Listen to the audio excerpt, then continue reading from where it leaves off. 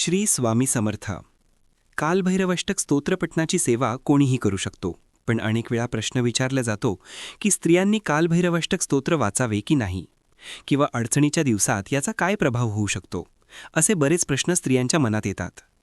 या व्हिडिओमध्ये आपण स्त्रियांनी कालभैरवाष्टक स्तोत्र सेवा कशी करावी, अडचणीच्या दिवसात सेवा खंडित होऊ नये यासाठी काय उपाय करावा, या सर्व गोष्टी जाणून घेणार आहोत.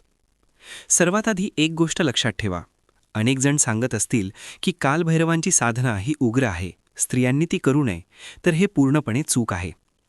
काळभैरव हे शिस्तीचे आणि न्यायप्रिय देवता आहे, आणि दंड करणारे किंवा शासन करणारे असल्यामुळे ते उग्र समजल्या जातात.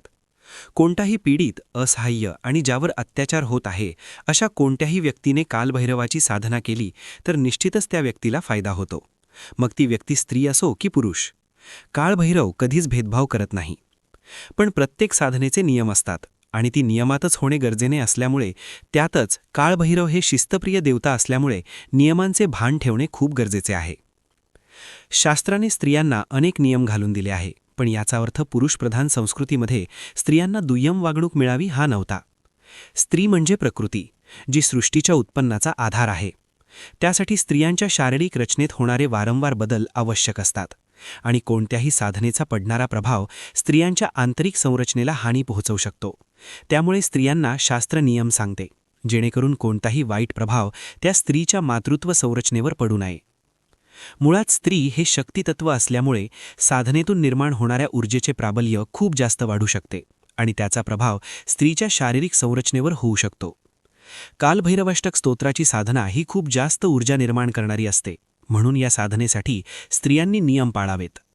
खास करून मासिक धर्माच्या दिवसात स्त्रियांनी साधनेविषयी जागरूक असले पाहिजे, कारण या दिवसात स्त्री स्वतः ऊर्जा धारणा करत असते, जे स्त्रीला संयम, कठोरता, ममत्व आणि दृढता प्रदान करते. आणि अशावेळी बाह्य साधनेतून निर्माण होणारी ऊर्जा आउट ऑफ कंट्रोल होऊ शकते. म्हणून या दिवसात शक्यतो स्त्रियांनी कोणतीही साधना करू नये, असे स्पष्ट सांगितले जाते. पण अनेक स्त्रियांचा हा प्रश्न येतो की मग अशावेळी साधना खंडित होते, आणि नियमित किंवा संकल्पित साधनेत पडणारा खंड साधना निष्फळ करू शकते. यामुळे अनेक स्त्रियांच्या मनात दुविधा असते, साधना करायची की नाही.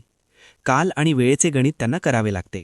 त्यामुळे इच्छा असूनही भीतीपोटी किंवा नाईलाजाने किंवा सामाजिक परिस्थितीचे भान ठेवून स्त्रिया साधना करत नाहीत. पण शास्त्राने स्त्रियांना अनेक सवलती दिल्या आहेत, त्यामुळे स्त्रियांच्या साधनेत खंड पडत नाही. यासाठी तुम्हाला एक उदाहरण देऊ इच्छितो. एखादा व्यक्ती पोटदुखीने त्रस्त असून अन्नप्राशन करू शकत नाही. अशा वेळेस अन्नाची पूर्तता करण्यासाठी डॉक्टर सलाईन लावतो, जेणेकरून अन्न न घेताही मूलभूत अन्नद्रव्ये त्या व्यक्तीच्या शरीराने ग्रहण करावी. म्हणजे तो व्यक्ती अन्न न घेताही फक्त मूलभूत अन्नद्रव्यांच्या सहाय्याने कित्येक दिवस राहू शकतो. त्याच पद्धतीने शास्त्राने स्त्रियांच्या साधनेत खंड पडू नये म्हणून अनेक मार्ग सुचविले आहेत, ज्यामुळे तुमच्या सेवेत खंड पडत नाही आणि साधनेचे पूर्ण फळ तुम्हाला प्राप्त होते. जेव्हा कालभैरवाष्टक स्तोत्राची साधना आपण काया वाचा मनाने करतो, तेव्हा आपल्या शरीरात ऊर्जा ही ऊर्ध्वगामी वाहते, म्हणजे मूलाधार चक्रात ऊर्जा निर्माण होऊन वरच्या दिशेने सहस्रार चक्राकडे वाहते. पण स्त्रियांच्या मासिक धर्मात शारीरिक ऊर्जा ही अधोगामी असते, जी सहस्रार चक्रापासून स्वादिष्ठान चक्राकडे वाहत असते. अशावेळी ऊर्जेचा टकराव होण्याची भीती असते, त्याचे गंभीर परिणाम होऊ शकतात. अशावेळी कायिक आणि वाचिक साधना टाळली पाहिजे, पण मानसिक साधनेला बंधन नाही, कारण मनाचा कारक ग्रह चंद्र आहे, जो शीतलता प्रदान करतो आणि ऊर्जेचे प्राबल्य कमी करतो आणि संयमित ठेवतो. त्यामुळे मानसिक साधना ही मासिक धर्मात महत्त्वाची आहे, आणि यामुळे आपल्या साधनेत खंड पडत नाही.